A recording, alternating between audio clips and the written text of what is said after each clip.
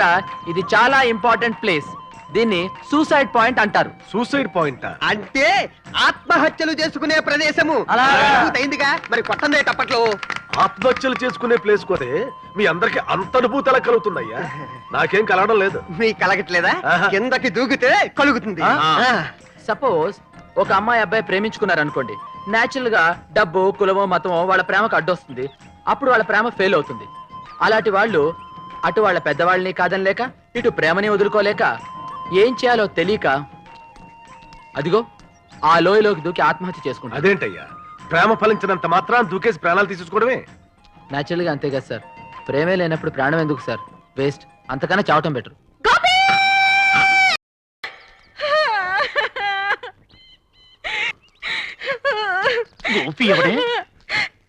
గోపి ఎవరిని అడుగుతావురా పాపి? 10 సంవత్సరాల క్రితం గోపి నన్ను గాఢంగా ప్రేమించేవాడు. నన్ను ప్రేమించమని నా వెంట పడేవాడు. అప్పుడు అహంకారంతో నా గోపి ప్రేమను తిరస్కరించాను. ఆ తర్వాత మళ్ళీ గోపి కనిపించలేదు. బహుశా గోపి ఇలాంటి చోట ఎక్కడో దూకి ఆత్మహత్య చేసుకుని ఉంటాడు.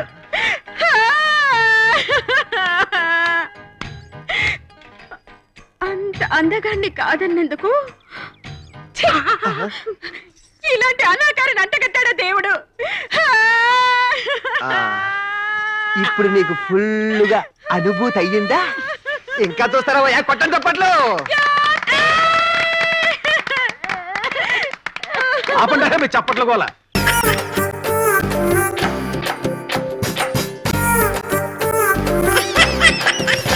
డబ్బులే లేవు లేవు. ఏంటి ఎప్పుడు అడిగినా లేవు లేవు అంటావు? నేను మాత్రం పార్ట్నర్ కదా. A partner? Sleeping partner. Sleeping partner అంటే నీ పెళ్ళం పక్కన దొంగోవడం కాదు. మరి నీ పెళ్ళం పక్కన దొంగోవడమా? స్లీపింగ్ పార్ట్నర్ అంటే పని ఎక్కువ చేయాలా, పెత్తనం తక్కువ చేయాలి. చేసావులే పెత్తనం. నువ్వు ఇందులో కూర్చుంటే వార్నర్ లా లేవు, కౌంటర్ లో కూర్చున్న క్లీనర్ లాగా ఉన్నావు. కావాలంటే వాళ్ళని అడుగు చెప్తారు. వాళ్ళు ఎందుకు అడగడం? నీకే తెలిసేటి డబ్బులు అయితే. లేవు లేవు. ఏంటి లేవా? అరే లేవని చెప్తాను నీకదే. ఇదిగోండి. నమస్కారం. ముందుగా ఈనాటి వార్తల్లోని ముఖ్యాంశాలు.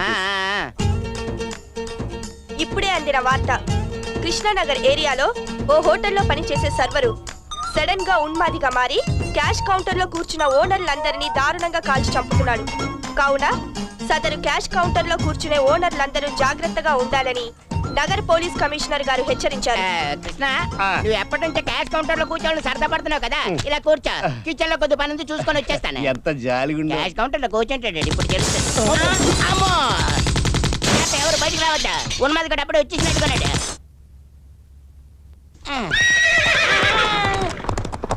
ఉన్మాదిగాడు గుర్రం మీద వచ్చినట్టు కొంత డెక్కల సౌండ్ వినబడుతుంది. ఆమె సైలెంట్ అయిపోయింది. వెళ్ళిపోయాడు. బయటకు వచ్చండి. అమ్మా మిషన్ కంటే వచ్చాడు. అయిపోయింది. ఇంతకీ మా స్లీపింగ్ పార్ట్నర్ రేట్ అయ్యాడో ఏటో. అయిపోయి ఉంటాడా? ఇంకా బతిగా ఉన్నాడేటి? సరదా తీరిందా?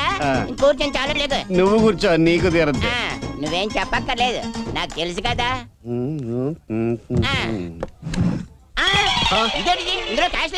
నువ్వు అలా కిచెన్ లోకి వెళ్ళగానే ఆ ఉన్మాది వచ్చి కాల్చి పారేస్తా అన్నాడు. నేను వార్నర్ కాదురా, వాడు చికెన్ లోకి వెళ్ళాడని చెప్పాను. డబ్బులు తీసుకుని వెళ్ళిపోయాడు. ఇదిగో నేను స్లీపింగ్ పార్ట్నర్ కదా, నిద్ర వస్తుంది, వెళ్తా. మీ ఇంటికి వెళ్ళు. నీ మిస్సెస్ లేదు ఇంటి దగ్గర?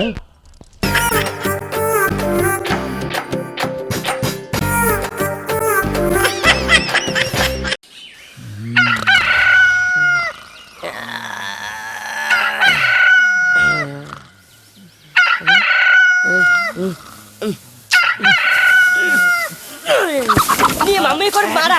ఇంటికి వెళ్తే మళ్ళీ ఇదంతా ఎక్కడ పడుకుంటే మధ్యలో నీ గోలంటే బాబు. అమ్మా కన్నవాళ్ళతో పాటు కోళ్ళబాధ కూడా ఎక్కువైపోయింది. టైం ప్రకారం కూసి మన నిద్రపాటు చేస్తావా? ఉండవో ఈ దెబ్బతో ఊళ్ళో కోళ్ళన్నిటికీ బుద్ధి రావాలరా. రేయ్ ఇవాళ దీని అంతు చూద్దాం. లేకండ్రా నాకు వద్దేంటి? కూయికే అని కోడికి చెప్పినట్టు చెప్పాను. విన్నావా? వినలేదు. కూసావు, కూర అయిపోయావు. ఎలా ఉంది? ఈ దెబ్బకి మన ఊళ్ళో కోళ్ళన్ని కూస్తే కోస్తామన్న విషయం తెలుసుకోవాలి. చికెన్ మన దెబ్బకి ఊరు కోడి రా, మొత్తం కోడి జాతికి బుద్ధి రావడం. ఏంటి బాబా వెతుకుతున్నావు? పిన్ని కోసమా? మీ పిన్ని గంపల కింద గడ్డి మామూలు పక్కన ఎందుకుంటది? నా కోడి కనిపించట్లేదురా. ఎక్కడికి పోద్ది బాబాయ్, ఇంకా నిద్ర లేచి ఉండదు. ఊరు మొత్తాన్ని మొదటి నిద్ర లేపేది నా కోడి పుంజారా. అది కోయడం కూడా అయినాను ఇందాక. అది పెట్టెలతోనో ఎక్కడో కబుర్లు ఆడుతూ ఉంటది బాబాయ్. మంచి రుచిగా ఉంది, తినో. పొద్దుటే కోడి కనపడక సత్తుంటే చికెన్ తినమంటావు? దిగులు పడక బాబాయ్, ఇంతకీ నీ కోడట ఉంటుంది చెప్పు. ఎట్లా ఉంటదంటే నల్లడి తోక, నలుపు, ఎరుపు నలుపు ఏకలు. తెలుపు. నువ్వు కానీ చూసావా? చూడబెట్టి పట్టింది నేనేగా. ఏయ్, ఈ ఏకలు ఎక్కడిరా? ఎక్కడ పెట్టి నీ కొడువే మరి కోడేది? ఏకలెట్ చేసి స్నానానికి వెళ్ళింది. నీ బంగారం లాంటి పందెం పుంజుని కాల్చుందంటారా?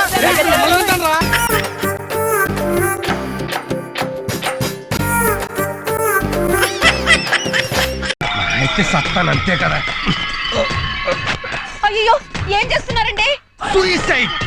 ఆత్మహత్య? మరి మెడకి తాడు కట్టుకుని ఉయ్యాలుగుతాను అనుకుంటున్నావా? ఇప్పుడు నేనేమన్నానని సూసైడ్ చేసుకుంటున్నారండి? నేను రేసుకోవడం అయితే పిచ్చి మొహమా? మన హౌస్ ఓనర్ టార్చర్ భరించలేకపోతున్నాను. నేను బతకను. అయ్యో అంతకంటే ఆత్మహత్య చేసుకుంటున్నాడు. ఈ హింస భరించలేక ఇదిగో నా జేబులో ఒక లెటర్ పెట్టి మరీ చచ్చిపోతున్నాను. మర్చిపోకుండా పోలీస్ స్టేషన్ లో ఇయ్యి. ఏమిటా లెటరు? వీలునామానా? అద్దె కట్టడానికి దిక్కు లేదు, వీలునామా రాయడానికి ఆస్తులు అక్కడ చచ్చాయి. ఈ లెటర్ లో నా మరణ వాంగ్మూలం ఉంది. నా చావు కారణం ఆ హౌస్ ఓనర్ అని రాసేసాను. ఫినిష్. మీరు ఊరుకోండి. మీరు చచ్చిపోతే అద్దెవరు కడతారండి? నా శవాన్ని హౌస్ ఓనర్ కి ఫ్రీగా ఇచ్చేయి. వినియోగదారుల కోర్టులో నష్టపరిహారం కింద ₹1,00,000 ఇస్తారు. బ్యాంకులో వేసుకో. నేను చచ్చాక సూసైడ్ హౌస్ అని ఇంట్లోకి అద్దెకి దిగడానికి ఎవరు రారు. నువ్వు హ్యాపీగా ఉండు. నేను అప్పుడప్పుడు వచ్చి ఇంటి కప్పు నుంచి తొంగి చూసిపోతా. కప్పు కప్పు ఇదిగో సుబ్రహ్మణ్యం, నేను అద్దె కోసం రాలేదు. ఇంటి కప్పు కారుతోందన్నావు కదా, బాగు చేద్దామని వచ్చాను. ఊరి దుర్మార్గుడా, ఈ మొక్క ముందే చెప్పి ఆడవచ్చుగా. నేను తొందరపడి హ్యాంగ్ చేసేసుకుంటే ఏమయ్యేది? తప్పక చచ్చుండేవాడిని. ఆవేశంలో అఘాయిత్యం చేసుకుని ఉంటే అంత్యక్రియల ఖర్చు కూడా నాకే పడి ఉండేది. అర్థమైందిగా. వాస్తు ప్రకారం ఇంటికి కలర్ బాగులేదు, అర్జెంట్ గా మార్పించు. నువ్వేం చేయమంటే అది చేయిస్తాను నాయన. రోజు కలర్ సరే గాని నన్ను మాత్రం పోలీసు కేసులో ఇరికించకే. అమ్మా, నీ పశు కుంకాలు కలకాలం వర్దిల్లాలమ్మా. అలాగేనండి. ఇది నాది. అమ్మయ్యా, ఎలాగోలాగా హౌస్ ఓనర్కి సెటిల్మెంట్ చేసేసాం. ఇక చిల్లర కొట్టువాడున్నాడే, ఆడిప్పట్లో మన జోలికి రాడు. ఎందుకని? మొన్న మన పద్మనాభం మన ఇంటికి వచ్చి వెళ్ళగానే ఏం చేస్తా ఉంటాడని అడిగాడు. ఆ. సేల్స్ ట్యాక్స్ ఆఫీసర్ అని చెప్పేశాను. ఆడ టెన్షన్ లో ఉన్నాడు. అది తేలేదాకా మన జోలికి రాడు. Well done my darling, nice performance. Thank you my darling.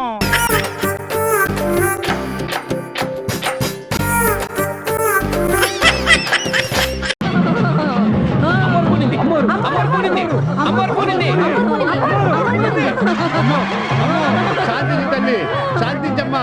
ట్రాక్టర్లు అందరూ వాళ్ళ చేతులు డబ్బులు ఈ పళ్ళు వేస్తారు. శాంతించు తల్లి, వందేసిన పర్లేదు.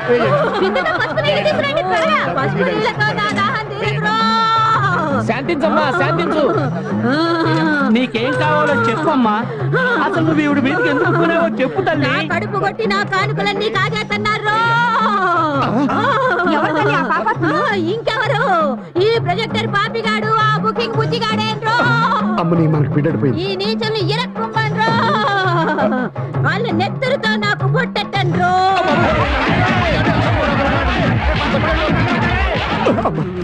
అమ్మా, నువ్వేంటి ఇప్పుడే మాకు తెలిసి. ఒక షో కలెక్షన్ నువ్వు తీసుకో, 3 షోలు కలెక్షన్ మేము తీసుకుంటాం. శాంతి తల్లి. మళ్ళీ కుమ్మన్రో.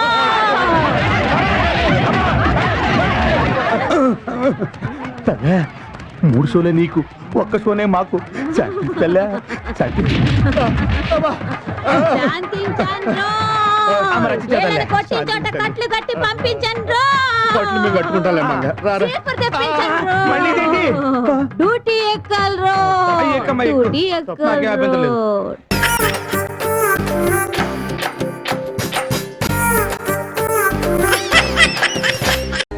సార్ ఒకడు ల్యాండ్ అమ్ముతానని మమ్మల్ని మోసం చేశాడు సార్. ఒక్కొక్కరి దగ్గర లక్షల అడ్వాన్స్ కూడా తీసుకున్నాడు సార్. సార్ మీరు ఏమైనా సరే అని పట్టుకుని మా డబ్బు మాకు ఇప్పించండి. వాడు ఆఫీస్ ఎక్కడ? వాడికి ఆఫీస్ ఎక్కడ సార్? ఎక్కడంటే అక్కడ తిరుగుతుంటాడు. వాడు ఎక్కడుంటాడో తెలియకపోతే ఈ కేసు ఏ స్టేషన్ కిందకి వస్తుందో ఎలా తెలుస్తుందయ్యా? పోనీ ఆ ల్యాండ్ ఎక్కడుందో తెలుసా? చందమామ మీద, మూన్ మీద, చంద్రుడి మీద. చంద్రుడి మీద? అవునండి. మీరు చూసారా? కుదరదండి. ఇక్కడ కొడితే వెళ్ళి మూన్లో పడతారు.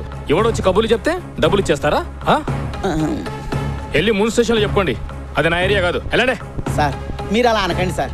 మీరైతేనే ఈ కేసుని బాగా డీలింగ్ చేయగలరని మీ కాడకు వచ్చాం సార్. వాడెవడో ఎక్కడుంటాడో తెలియకుండా ఎలాగే పట్టుకునేది? Idea sir. అతని నంబర్ నా దగ్గర ఉంది, కావాలంటే టెస్ట్ చేయండి. సరే చెయ్యి. చెయ్యి. రింగ్ అవుతోంది. నీ పేరు ఆడికి చెప్పకూడదు. ఆ మాత్రం బ్రెయిన్ మాకు ఉంది. హలో సార్, నేను బాచీని మాట్లాడుతున్నాను సార్. ఎవరో గోచియా? యువర్ మిస్టేక్ సార్, బాచీని. నాకు మూన్ మీద ల్యాండ్ కావాలి, ఓసారి మిమ్మల్ని కలుద్దామని. Sorry brother, you are too late. Flats అన్ని బుక్ అయిపోయినాయి.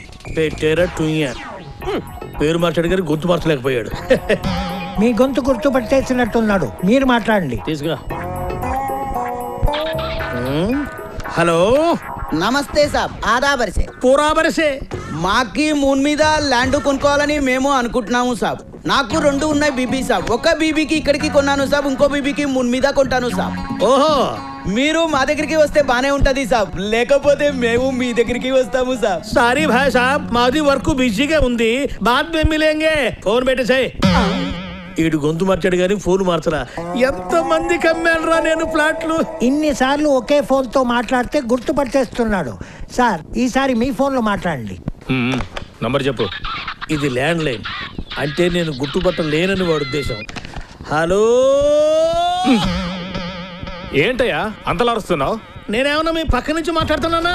నేను చాలా దూరం నుంచి మాట్లాడుతున్నాను. పైగా నేను చాలా బిజీగా ఉన్నాను. తొందరగా చెప్పండి ఏంటో. తొందర ఏముంది, నాకు మూన్ లో ల్యాండ్ కావాలి. సారీ అండి, మేము ఇక్కడ మూన్ మీద సెకండ్ వెంచర్ లేఅవుట్ వేసుకుంటున్నాము. బాగా బిజీగా ఉన్నాము. తొందరగా ఫినిష్ చేయని మ్యాటర్. మాకు ఇక్కడ ఇన్కమింగ్ నిమిషానికి 1,00,000 పడుతుంది. ₹1,00,000? ఎందుకయ్యా? ఎందుకేందయ్యా స్వామి, ఇదేమైనా ఎస్టీడీనా ఐఎస్డీనా? IPSD అంటే ఇంటర్ ప్లానెట్ సబ్స్క్రైబర్స్ డైలింగ్. అంటే సెల్ ఫోన్ టవర్లు మూన్ లో కూడా ఉన్నాయా? మాకిక్కడ టవర్లు ఎందుకయ్యా స్వామి, చుట్టూ శాటిలైట్లు అయితే. అబ్బా, ఏమైంది? తలకు శాటిలైట్ కొట్టుకుందిలే. ఫోన్ పెట్టారా ఢోకలే.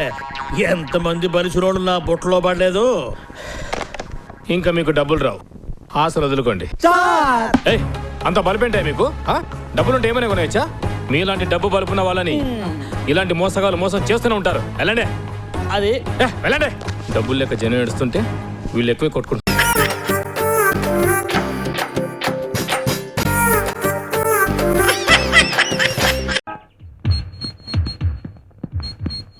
సార్, మీ భార్య గారు స్పృహలోకి వచ్చేదేమే sir? Very good doctor. Yes doctor, పదండి. స్టేషన్ లోంచి ఫ్యూచర్ లోకి వెళదాం. పదండి.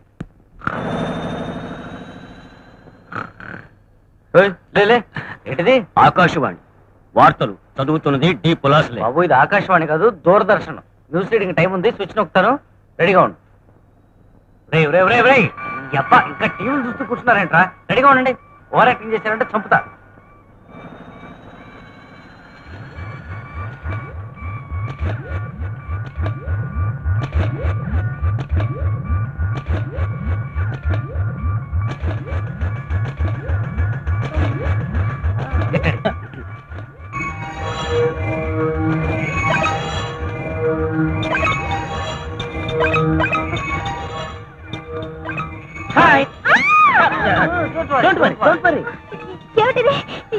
ఎవరు మీరు? I'm doctor alpha. Is doctor ULFA. మీరు డాక్టర్లా? యా. ఇలా ఉన్నారేంటి? ఇప్పుడు నేను ఎక్కడున్నాను? హాస్పిటల్లో. వాట్? ఇది హాస్పిటలా?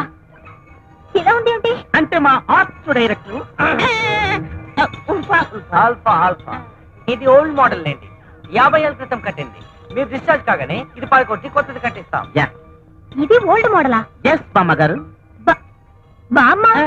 నేను మీకంటే బామ్మలా కనిపిస్తున్నానా? మా కంటికే కాదు, మీరు మీ కంటికి కూడా బామ్మలానే కనిపిస్తారు. కావాలంటే చూసుకోండి. చూడండి గ్రాండ్ గారు, మీరు పదే కేవ్ నడిస్తే మళ్ళీ కోమాలకు వెళ్ళిపోయే ప్రమాదం ఉంది. కావాలంటే మెల్లగా అని అరుచుకోవచ్చు. ఇప్పుడు నా వయసు 122 సంవత్సరాలు. ఇది ఏ సంవత్సరం? 2092. 1992లో మీ ఆయన మిమ్మల్ని కొట్టారు. ఆ దెబ్బకి మీరు కోమాలకు వెళ్ళిపోయారు. సరిగ్గా 100 ఏళ్ళ తర్వాత ఇదిగో ఇప్పుడే స్పృహలోకి వచ్చారు. మా ఆయన ఎక్కడ? ఇంకెక్కడ మీ ఆయన? మీరు కోమాలకు వెళ్ళే గంటకి ఆయన గంట కొట్టేశాడు. ఆ బాధ తట్టుకోలేక ఆయన అత్త మామ అంటే మీ అమ్మ నాన్న బాల్చి తనేశారు. ముగ్గురికి కలిపి ఒకే సమాధి కట్టారు. విశాఖపట్నం మొత్తానికి అదే పెద్ద సమాధి. My God. Doctor ULFA, patient కి నీరసంగా ఉన్నట్టుంది, భోజనం పెట్టండి. ఓకే. తీసుకోండి బామ్మగారు. ఇది భోజనం మీరు 100 ఏళ్ల వెనక ఉన్నారు కదా. ఇప్పుడు కాఫీ, టిఫిన్, నీళ్లు వగైరా అన్ని క్యాప్సూల్స్ రూపంలోనే. ఇది చికెన్, ఇది మటన్, ఇది బిర్యానీ, ఇది ఆవకాయ పచ్చడి, ఇది గోంగూర పచ్చడి. మీకేది కావాలి అదే పూజించవచ్చు. నాకేది వద్దు. Hi everybody. ఈ రోజు వార్తల్లోని ముఖ్యాంశాలు.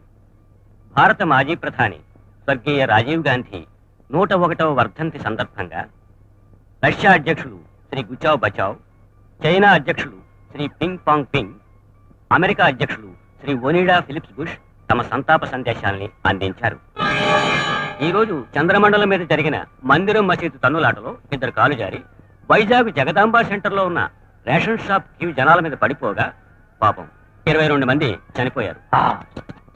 అంగారక గ్రహంలోని బ్లూ ఫాక్స్ స్టేడియంలో జరుగుతున్న 1 అవర్ గ్రహాల కప్పు క్రికెట్ పోటీలో శనిగ్రహం జట్టు మీద భారత జట్టు 3,35,000 పరుగుల తేడాతోటి చిత్తుగా ఓడిపోయింది.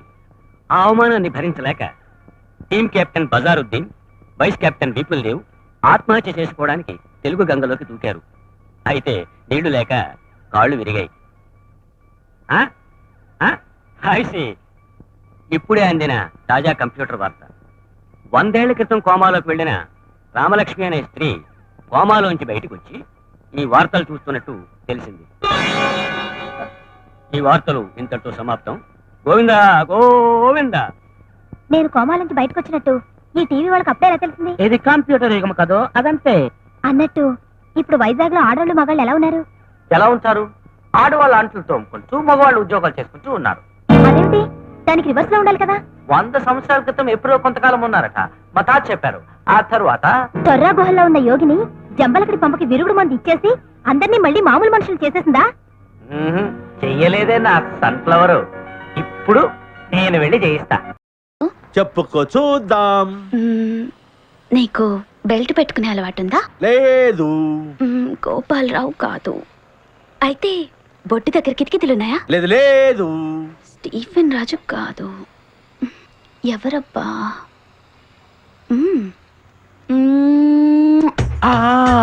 ముద్దివ్వడానికి ఇంత లేట్ చేసావంటే అబ్దుల్ ఖాదర్. ఎలా చెప్పావు?